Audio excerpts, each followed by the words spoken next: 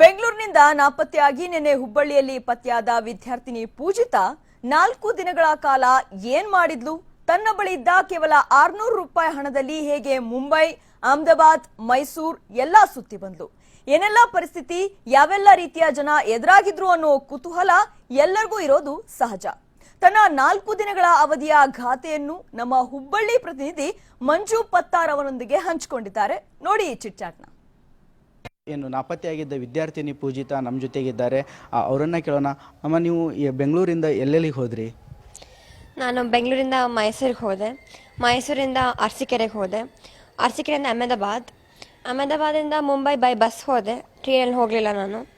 ಮುಂಬೈಯಿಂದ ಹಾಗೆ ಸೌತಿಗೆ ಟ್ರಾವೆಲ್ ಮಾಡುವಾಗ ಆಗ ಹುಬ್ಳಿ ಸ್ಟೇಷನ್ನಿದ್ದಾಗ ನಮ್ಮ ಮಾಮ ನನ್ನ ಹುಡುಕಿದ್ದು. ಸೊ ಆಗ ನಾನು ಪತ್ತೆ ಆಗಿದ್ದು, ಅಲ್ಲಿವರೆಗೂ ನಾನು ಆಗಿರಲಿಲ್ಲ. ಅಂದರೆ 4 ದಿನ ನಿಮ್ಮ ಕಡೆ ಇರೋದು 600 ರೂಪಾಯಿ ಅಮೌಂಟು, ಅದನ್ನು ಹೆಂಗೆ ಮ್ಯಾನೇಜ್ ಮಾಡಿಕೊಂಡು 4 ದಿನ ಎಲ್ಲೆಲ್ಲಿ ಕಳೆದ್ರಿ? ನಂದು ಹಾಫ್ ಟಿಕೆಟ್ ತೊಗೊಂಡೆ, ಸೊ ಹಾಗಾಗಿ ದುಡ್ಡು ಅಲ್ಲಿ ಉಳೀತು ಸ್ವಲ್ಪ. ಆಮೇಲೆ ನಾನು ಡ್ರಾಯಿಂಗ್ ತುಂಬ ಚೆನ್ನಾಗಿದ್ದೀನಿ, ಡ್ರಾಯಿಂಗ್ ಪೇಂಟಿಂಗ್ ಅದೆಲ್ಲ ತುಂಬ ಚೆನ್ನಾಗಿದ್ದೀನಿ. ಸೊ ಹಾಗಾಗಿ ನಾನು ಬ್ಯಾಂಗ್ಳೂರ್ ಟು ಮೈಸೂರು ಟ್ರೈನಲ್ಲಿ ಹೋಗುವಾಗ ನಾನು ಲೆಕ್ಕ ಮಾಡಿಕೊಂಡೆ.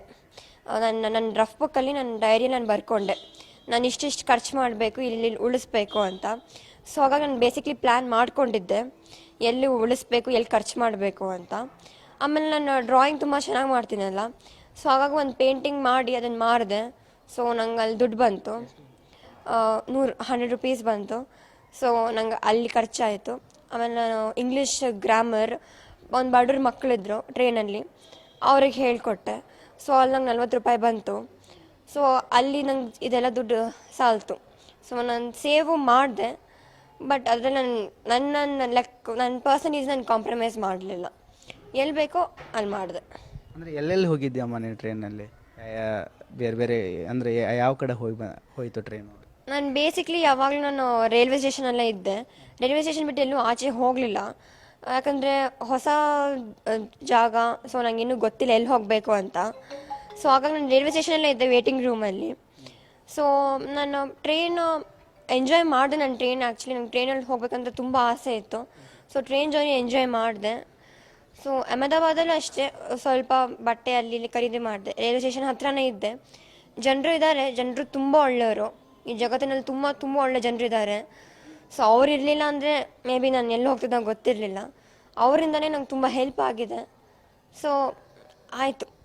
ಅಂದರೆ ನೀನು ಅಲ್ಲಿಂದ ಹುಬ್ಳಿಗೆ ಬರಬೇಕಂತ ಹೇಳಿ, ಅಂದ್ರೆ ತಾಯಿ ತಂದೆಗೆ ಪೋಷಕರಿಗೆ ಭೇಟಿ ಆಗ್ಬೇಕಂತೇಳಿ ಅಂದ್ಕೊಂಡು ಬಂದೆವು, ಅಥವಾ ಏನು ಮತ್ತಿನ್ನು ಅವ್ರಿಗೆ ಮುಖಾನ ತೋರಿಸ್ಬಾರ್ದಂತೇಳಿ ಅಂದ್ಕೊಂಡಿದ್ದೆ ಏನಂತ? ಇಲ್ಲ, ಅವ್ರನ್ನ ಭೇಟಿ ಆಗ್ಬೇಕನ್ನಿಸ್ತು. ಇಷ್ಟೆಲ್ಲ ಸುತ್ತಾಡ್ಬಿಟ್ಟು ಸಾಕಾಯಿತು. ಸೊ ನನಗೆ ಬ್ರೇಕ್ ಬೇಕಾಗಿತ್ತು, ಬ್ರೇಕ್ ಸಿಕ್ತು. ಸೊ ಹೆಂಗಿದ್ರು ವಾಪಸ್ ಬರ್ಬೇಕು ಅಂದ್ಕೊಂಡಿದ್ದೆ. ಸೊ ಮೇ ಬಿ ಹುಬ್ಳಿಯಲ್ಲೇ ಸಿಕ್ಕೊಂಡೆ. ಸೊ ಅದು ನಂಗೆ ಸ್ವಲ್ಪ ಸಡನ್ನಾಗಿ ಶಾಕ್ ಆಯಿತು, ಬಿಕಾಸ್ ನಾನು ಆಗಲೇ ನಿದ್ದೆ ಮಾಡಿ ಎದ್ದಿದ್ದೆ ಟ್ರೈನಲ್ಲಿ. ಸಡನ್ನಾಗಿ ನಮ್ಮ ಮಾಮ ನನ್ನ ಮುಂದೆ ಬಂದುಬಿಟ್ಟು ಬಾ ಅಮ್ಮ ಹೋಗೋಣ ಅಂದರು. ಆ ಟೈಮಲ್ಲಿ ನಂಗೆ ಸ್ವಲ್ಪ ಶಾಕ್ ಆಯಿತು. ಆಮೇಲೆ ಅಲ್ಲಿ ತುಂಬ ಪೊಲೀಸ್ರದೆಲ್ಲ ಒಂದಾಗ್ಬಿಟ್ರಲ್ಲ, ಸೊ ಆಗ ನಂಗೆ ಸ್ವಲ್ಪ ಭಯ ಆಯಿತು. ಇಲ್ಲಾಂದರೆ I was comfortable, everything was fine. ಕಡಿಮೆ ಅಂಕ ಬಂದಿದ್ದಕ್ಕೆ ಹೋಗ್ಬೇಕಂತೇಳಿ ಅಂದ್ಕೊಂಡು ಯಾಕೆ ಅಷ್ಟು ಫೀಲ್ ಬಂತು ನಿಮಗೆ ಅಂತ? ಹಾಂ ಅಷ್ಟೇ, ಬಟ್ ಅದು ಒಂಥರ ಸ್ಟ್ರೆಸ್ ಆಗಿಬಿಟ್ಟಿತ್ತು. ಯಾಕಂದರೆ ನಾನು ಯಾವಾಗಲೂ ಹೈ ಸ್ಟ್ಯಾಂಡರ್ಡ್ ಯೋಚನೆ ಮಾಡ್ತಿದ್ದೆ. ಸೊ ನಂಗೆ ಯಾವತ್ತೂ ಅಷ್ಟು ಬಂದಿರಲಿಲ್ವಲ್ಲ, ಸೊ ಅದೊಂಥರ ಶಾಕ್ ಆಯಿತು. ಅದಾಯಿತು. ಆಮೇಲೆ ಸ್ಟ್ರೆಸ್ ಇರುತ್ತೆ, ಪ್ರೆಷರ್ ಇರುತ್ತೆ. ಸೊ ಅದನ್ನೆಲ್ಲ ಸರಿಯಾಗಿ ಒಂಥರ ಕಂಬೈನ್ ಆಗಿಬಿಟ್ಟಿದೆ ಎಲ್ಲ. ಸೊ ಹಾಗಾಗಿ ನಂಗೆ ಮೈಂಡಲ್ಲಿ ಬ್ರೇಕ್ ಬೇಕಾಗಿತ್ತು. ಸೊ ಹೋದೆ ಅಷ್ಟೆ.